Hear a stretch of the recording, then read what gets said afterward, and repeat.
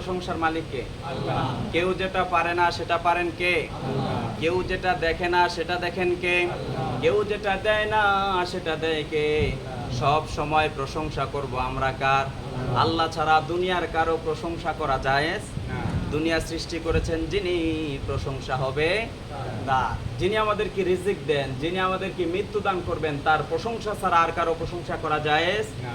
এই জন্য আল্লাহ রাব্বুল আলামিন জানিয়েছেন সূরা বানী ইসরাঈলের 111 নম্বর আয়াতে, কুলিল হামদুলিল্লাহিল্লাযী লাম ইয়াত্তাখিয ওয়ালাদান ওয়া লাম ইয়াকুল লাহু শারীকুন ফিল মুলক ওয়া লাম ইয়াকুল লাহু ওয়ালিয়্যুম মিনায-যুল্লি ওয়া কাব্বিরহু তাকবীরা।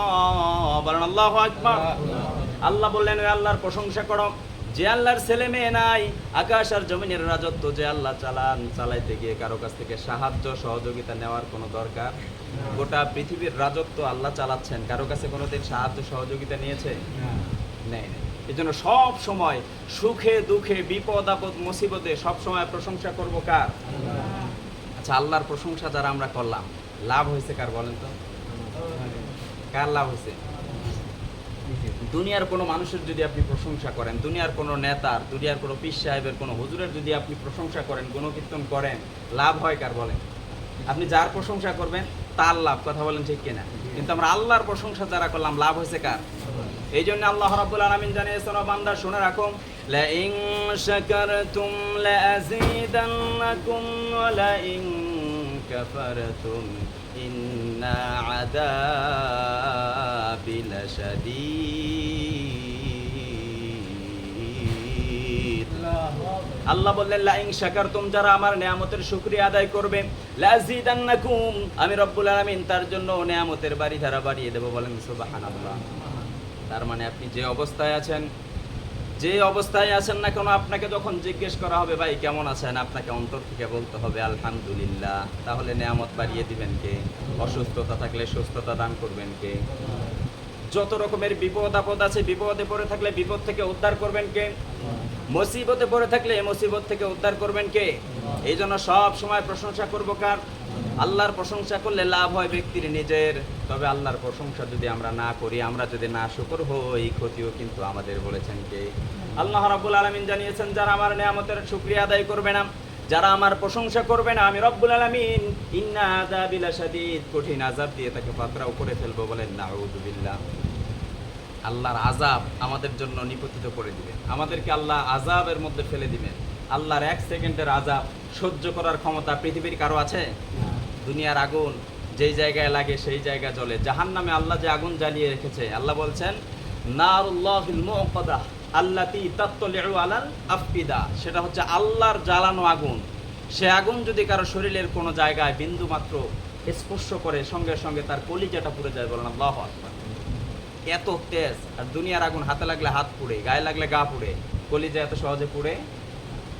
তাহলে এই জন্য আল্লাহর শুকরিয়া সব সময় করার দরকার আছে না নাই? আছে। আজকের আলোচনার বিষয়টা হচ্ছে আল্লাহ সুবহানাহু ওয়া তাআলার দরবারে আমরা যে হাজির হব, আল্লাহ আমাদের বিচার করবেন কি পদ্ধতিতে, মানে আল্লাহর বিচার ব্যবস্থাটা কেমন হবে। পৃথিবীতে পাপ করে না এরকম মানুষ কেউ আছে? আমরা সবাই পাপী। আল্লাহ রাসূল সাল্লাল্লাহু আলাইহি সাল্লাম বলেছেন, কুল্লু বানি আদম খাত্তাউন ওয়া খায়রুল খাত্তাউন আত-তাওয়াবুন। বনি আদম সন্তান সবাই পাপী, পাপীর ঘরের পাপী। তাদের 14 গোষ্ঠী সবাই কি? পাপী। তবে পাপীদের মধ্যে সেরা পাপী হচ্ছে সে। ওয়া খায়রুল খাত্তাউন আত-তাওয়াবুন, পাপ করার পরে, অন্যায় করার পরে অনুশোচনা করে যারা আল্লাহর কাছে মাফ চায়, তাদেরকে মাফ করে দেয় কে? আল্লাহ তাদেরকে ভালোবাসে। আর আল্লাহ রাসূল তাদেরকে সেরা পাপী বলেছে, মানে ভুল করে ফেলেছে। মাফ চাওয়ার জায়গা আল্লাহ, নাকি দুনিয়ার কেউ আছে? আমাদের অপরাধ, আমাদের অন্যায় মাফ করতে পারেন যিনি, তিনি কে? এটা হচ্ছে হাক্কুল্লাহ, আল্লাহর হক। হাক্কুল ইবাদ, বান্দার যে হক। অর্থাৎ আমি কোনো মানুষকে কষ্ট দিয়েছি, কোনো মানুষকে আঘাত করেছি, মার দিয়েছি, গালিগালাজ করেছি, আমার এই কথার কারণে, আমার মায়ের কারণে লোকটা কষ্ট পেয়েছে, তার কাছে যদি আমি মাফ নেই, ওইটাও আল্লাহ মাফ করবে। কিন্তু যদি আমি ওই লোকের কাছে মাফ না চেয়ে আল্লাহর কাছে চাই, সেটা কিন্তু আল্লাহ মাফ করবে না। কারণ এটা হচ্ছে হাক্কুল ইবাদ, বান্দার হক। এই জন্য কোনো মানুষের হক কারো উপর জুলুম করে থাকলে, কারো হক নষ্ট করে থাকলে, ওই বান্দার কাছে মাফ না চাওয়া পর্যন্ত কিন্তু আল্লাহ মাফ করবে আপনি নামাজ পড়েন নাই, ফজরে ঘুমাইছেন, টের পান নাই, যখন ঘুম থেকে যাচ্ছেন তখনই আপনার উপর নামাজ পড়েন, আপনি পড়ে নেবেন, কিন্তু আপনি পড়েন নাই। আপনি বুঝতে পারলেন আমি নামাজ পড়ি না, এটা আল্লাহর কাছে মাফ চাওয়া লাগবে, আল্লাহ চাইলে সেটা মাফ করে দিতে পারে। কিন্তু এই হক টাকা, এবাদতের হক টাকা, এবাদত বলতে আমরা কি বুঝি? শুধু নামাজ, শুধু রোজা, হজ, যাকাত। আল্লাহ রাসূল সাল্লাল্লাহু আলাইহি সাল্লাম মুআজ রাদিয়াল্লাহু তাআলা আনহুকে একবার জিজ্ঞেস করেছিলেন, ইয়া মুআজ আতাদরি মা হাক্কুল্লাহি আলাল ইবাদ, তুমি কি জানো বান্দার প্রতি আল্লাহর কি পাওনা, কি হক রয়েছে? মুআজ রাদিয়াল্লাহু তাআলা আনহু বললেন, আল্লাহ